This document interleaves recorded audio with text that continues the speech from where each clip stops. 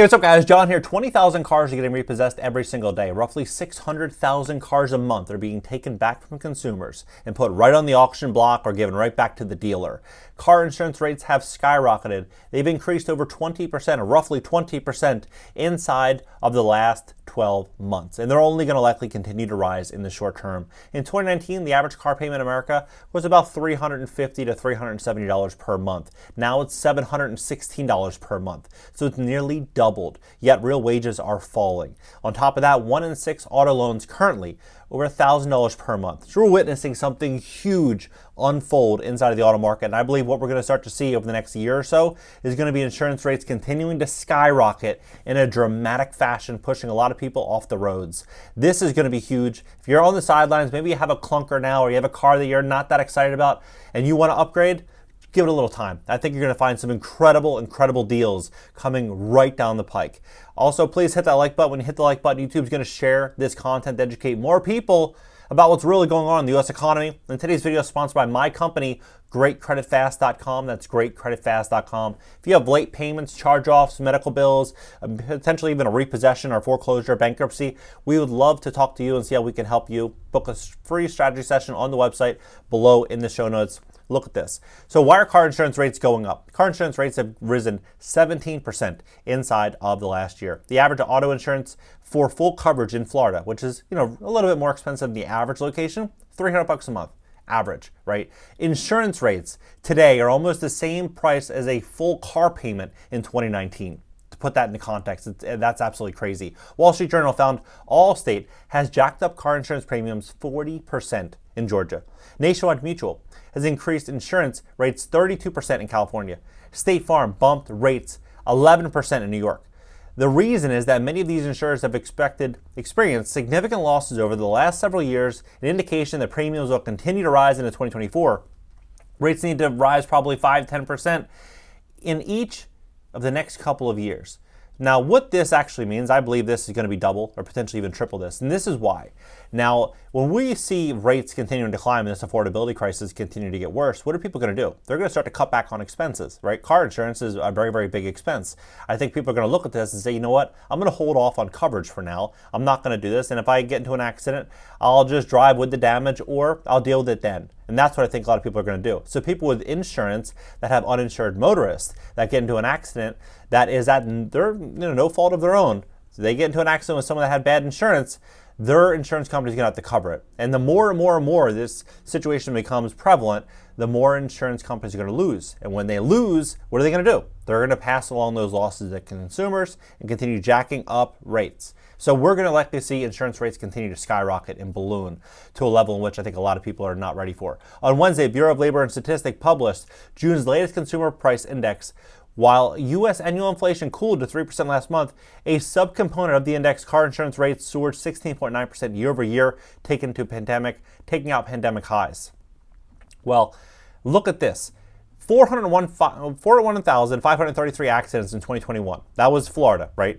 An average of 1,100 accidents a day. Well, now this number has increased. This total represents an increase from 2020.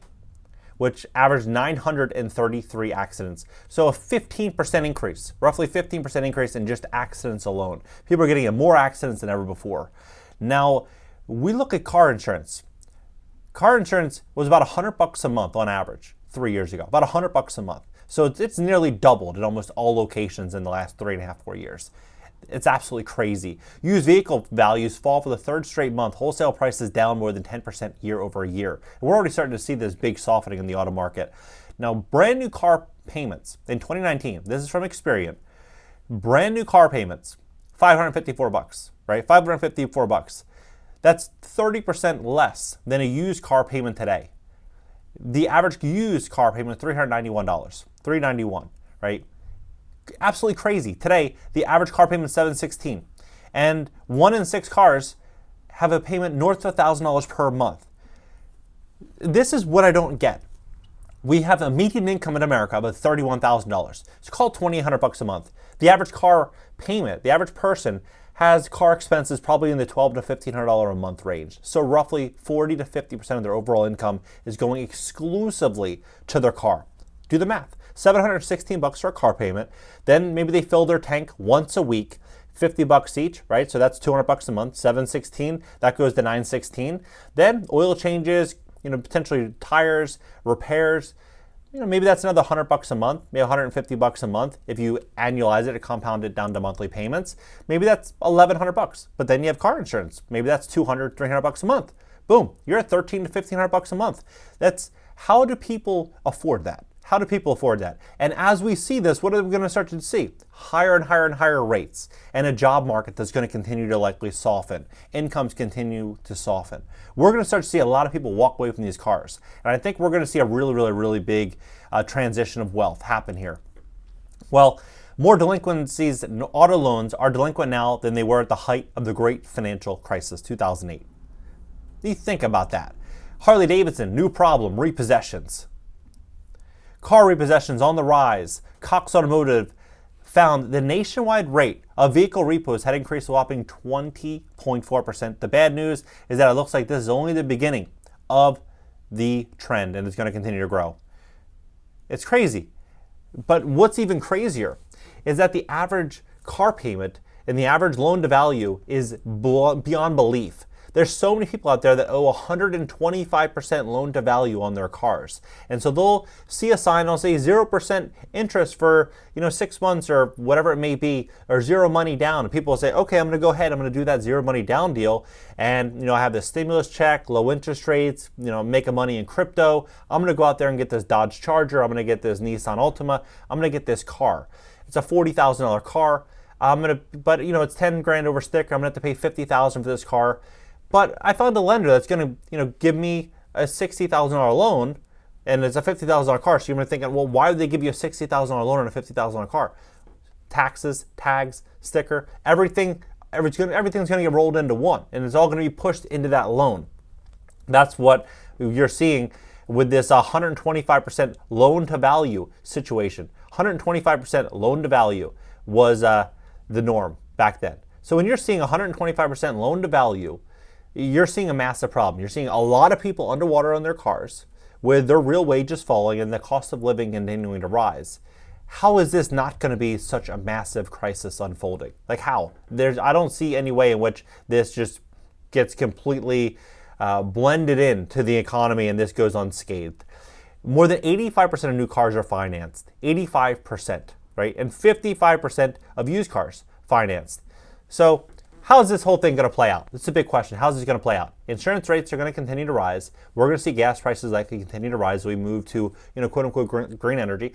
And so when we're doing this big transition, this energy transition, what's going to happen? Oil is going to go up. Gas is going to go up. Repair costs are going to go up. Insurance prices are going to go up. Everything is going to continue to rise. That's what I think is going to happen. That's why I've been talking a little bit on this channel about this great wealth transfer. Everything that we know about the U.S. economy, transportation, real estate, everything is in the process of a massive transformation. Everything is. And smart and savvy investors are paying attention to this. They're positioning themselves for the greatest wealth transfer of all time. That's what they're doing. Many other people are looking at this and I can afford $1,500 a month for the average car, or $1,300, $1,400 a month debt commitment to the average car. Who can afford that? 1 in 6 people have a car payment over $1,000 a month. You think about that. $12,000 a year just for the car payment, plus insurance. That's another $4,000 a year at least. I mean, you're looking $16,000 a year, plus gas, plus repairs. I mean, you're looking, what, 20 grand a year, 18 grand a year for a car, to drive a car. That's absolutely insane. It's insane. Even if you're making $100,000 a year, putting 20% of overall income into that car. And that's what 1 in 6 Americans are dealing with right now.